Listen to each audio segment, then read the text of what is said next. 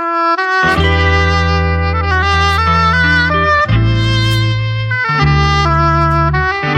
now, Insights with Terri Ep.230, a weekly look through the eyes of predictive astrologer Terri Ep.230.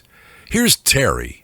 Hi everybody, this is Terri, and you're listening to Insights with Terri Ep.230. Thank you for joining me to explore together August the 4th through the 10th, 2025. I sincerely hope that the dogs, the world, my birds, everything will give me a chance to do this recording and not turn it into a cacophony of background noise of turkeys gobbling and geesing, ducks ducking, because they can get pretty noisy.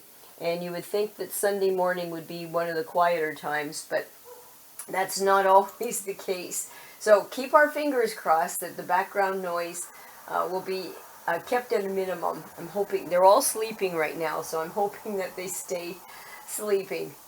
Now, we're still in that retrograde, that Mercury retrograde, and speak of the devil, right? I thought I turned that on airplane mode, but I guess not. It's on. All right, I'm going to sit on this phone. How about that for a cushion? Alrighty.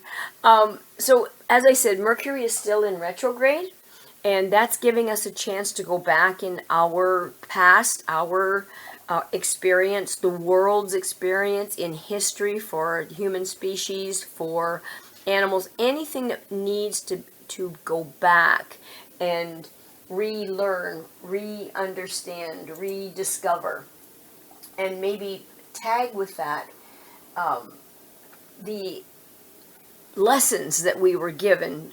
And I know some of the situations, I'm sure for some of you, most of all of us, have been difficult.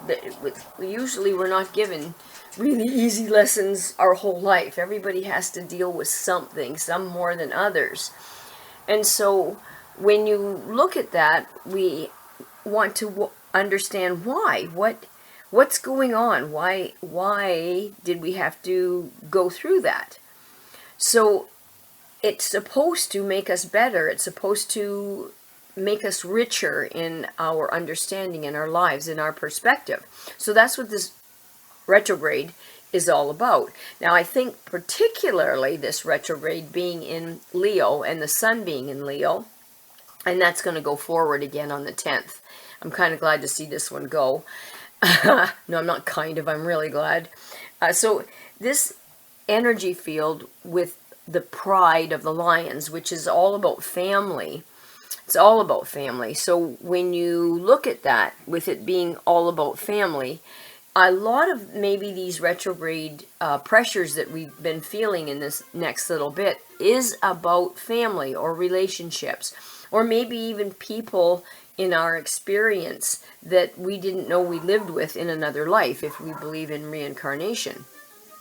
And then you add Cancer in Venus, and Venus is the planet of relationships, and Cancer is the zodiac sign of home, family. I would think that the pressure is more on home, family, understanding what we went through as children, what our triggers are, what our natural reaction to something is, and can we do better? How can we not make that a chain for our existence?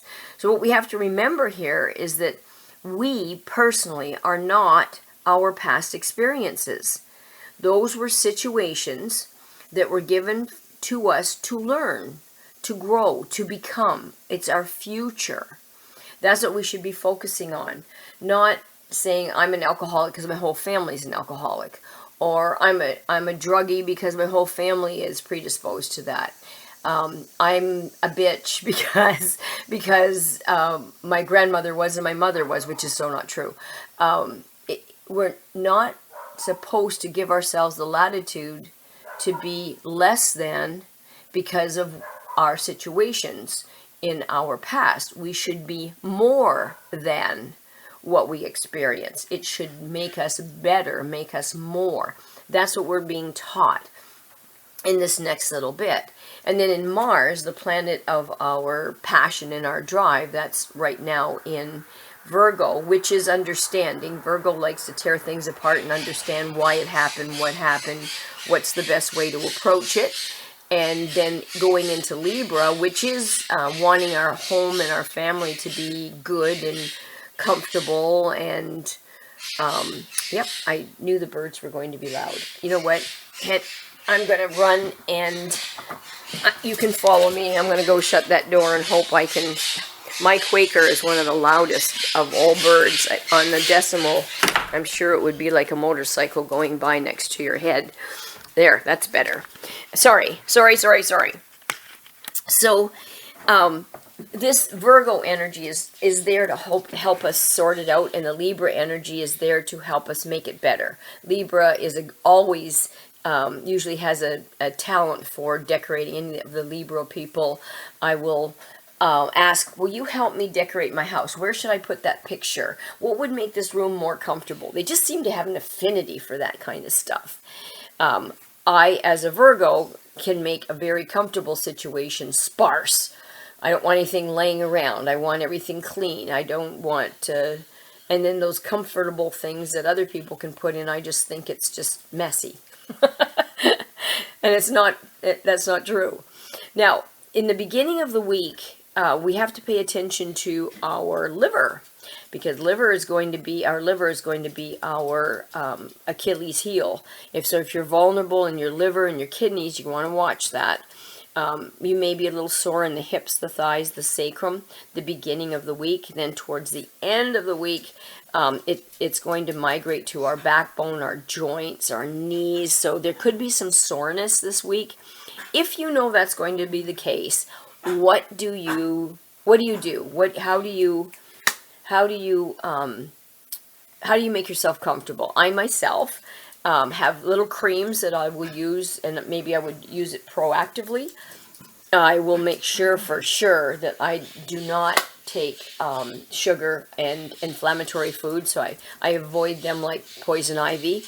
So I'm more conscious of the foods that I'm choosing to eat. I may go on that intermittent fast where I don't overeat before I go to bed, and that produces a whole bunch of toxins in your body and makes you sorer than normal. So I'll just be more careful about everything that I do, more cognizant about how long I'm standing, just so that you're not feeling like an inflamed mushroom that wants to explode. So you're going to be dealing with that this week. Now, we talked last week about reincarnation, souls, young souls versus old souls. And I was saying that birth date doesn't really decide, like our year doesn't decide whether we're an old soul or a young soul. And most energy was created at the same time. But a young soul is a person that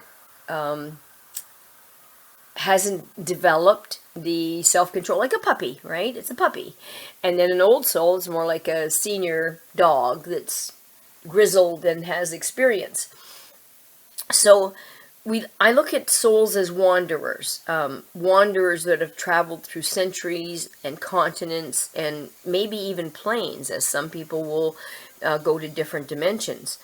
And I look at them as explorers. So a young soul is an explorer that came to Earth, for instance, as a soul, and then incarnated in a body for the first time.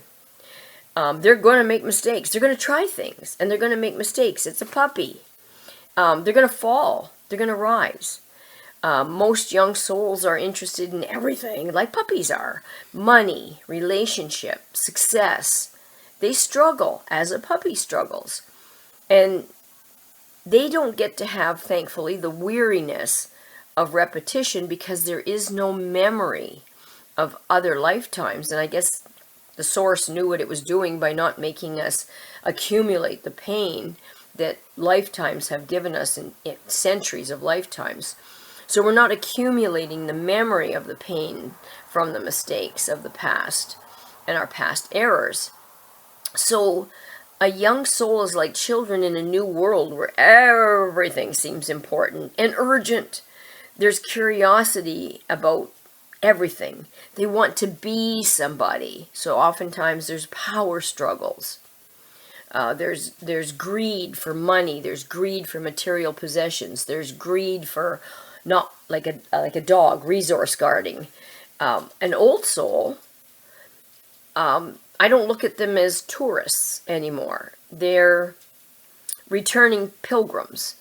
They don't chase after tinsel because they know that tinsel turns to dust. They don't need fame. They've already been both kings and in exile. They've experienced it all. An old soul is drawn to deep truths. That's what the senior dogs are like, right? They're just so cool. And those truths aren't for sale, as, I'm sorry, some politicians have sold their souls, their morality, their opinions, their selves. They've sold their soul for power, for greed, for stature, for whatever they thought was more important than morality. So old souls often feel lonely, not because no one loves them, but because few truly understand them. They're often in pain because it's living with a feeling of being a stranger in a world that rushes by and is grabbing and is so focused on things that the old soul doesn't think has the impact or import, that maybe giving 70 cents to somebody that doesn't have money in line to buy their coffee. So an old soul longs because it can't be satisfied by purchases and bad relationships. It can only be satisfied by love, true love, love.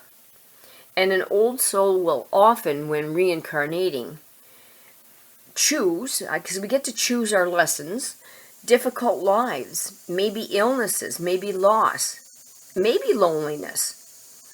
Not out of masochism, but to complete our journey, to avoid that cycle again and again and again. An old soul wants to learn, wants to be better, strives for better.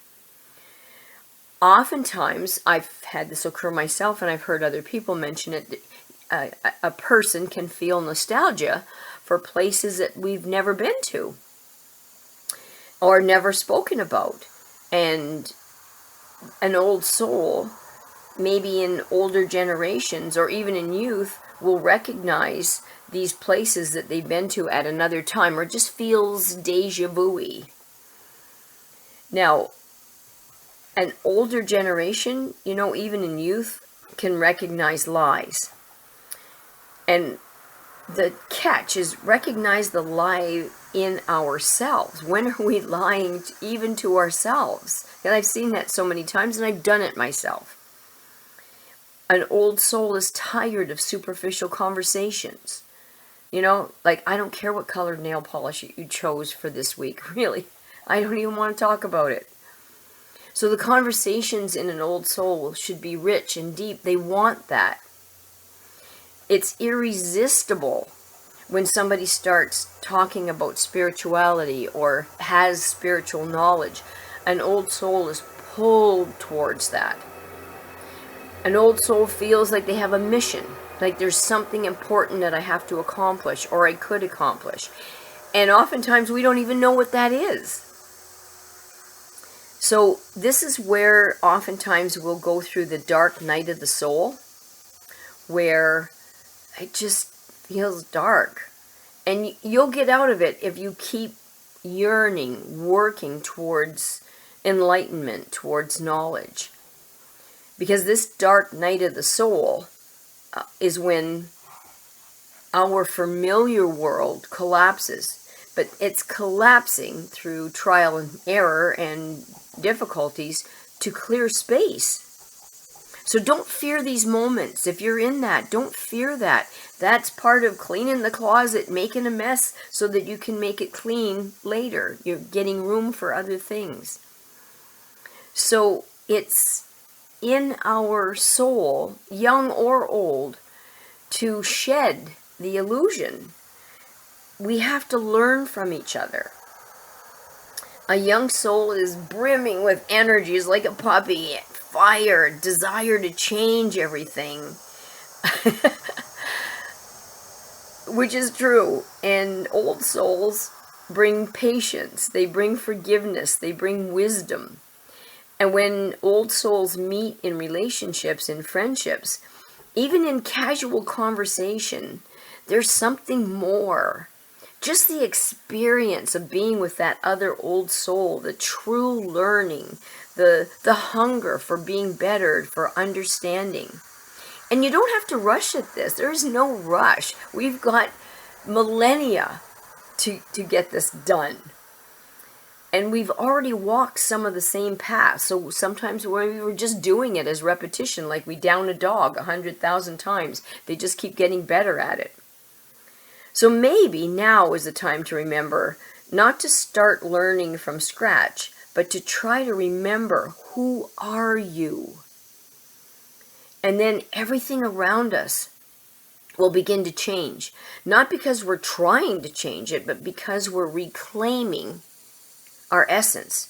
Because what we seek is not on the outside of us. It's on the inside of us. So imagine sitting in silence, quiet meditation, and suddenly a thought surfaces in our mind. You know it's not coming from you. I can recognize it. This is not my thought. I don't think certain ways.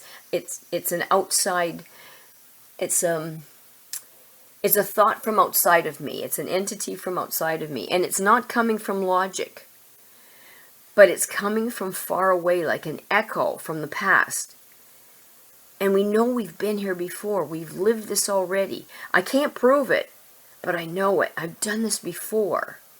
And then the soul starts to remember everything. And it's just the mind isn't always ready to accept that memory. Because if you remember who you are, you can no longer live the same way. You can't be satisfied by nail polish. You can't be satisfied by that new piece of clothing. I can't say you won't enjoy it, but it's not satisfying.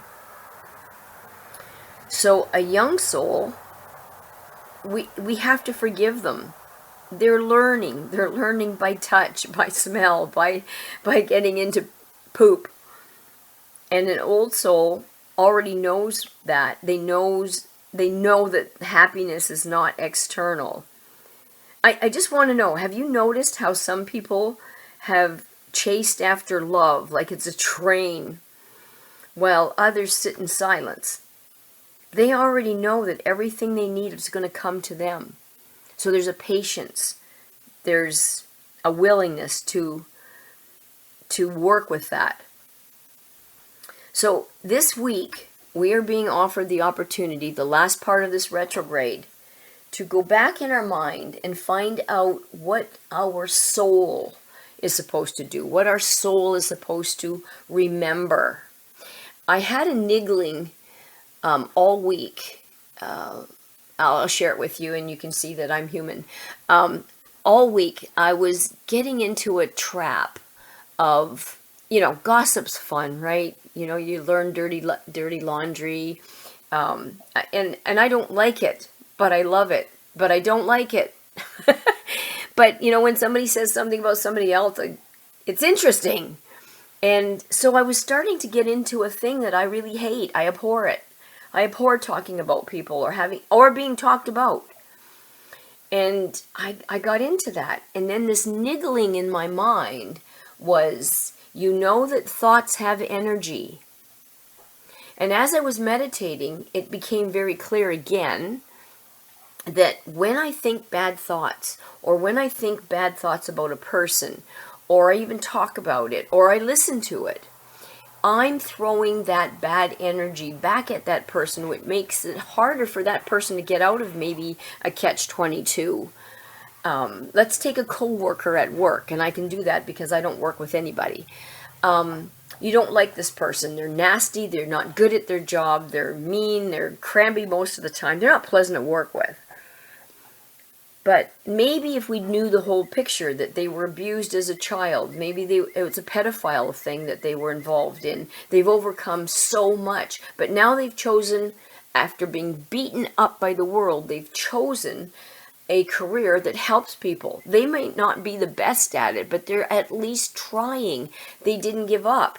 And if I was talking about them behind their back around the corner with another coworker, I'm making it harder for them to let go of that sticky, horrible energy, and I'm also making less of myself, because those vibrational thoughts matter. So instead, trying to focus on what they're doing right, how can I help? What can I do to make the situation better? Sometimes it's just being quiet or removing yourself, and sometimes it's actively helping instead of harming. And I think that's what we have to be conscious about. The world is vibrating higher and higher, and we're in for a change, people. You have no idea the change that we're in the next decade. And we better be resilient, and we better have some tools to work with. And we're being offered the opportunity to practice and do that now. And I'm all in. I think it's exciting. I'm nervous, but I'm counting on the grace of the source to give me the grace to handle it and work as well as I possibly am capable of working with it. On that note, that's your homework, kids. It's not just the homework for this week. It's a homework that we have for life lessons. So have at it. You'll be making everybody else's life around you better, and you'll be making yours better as well, and contributing to global harmony in the vibration.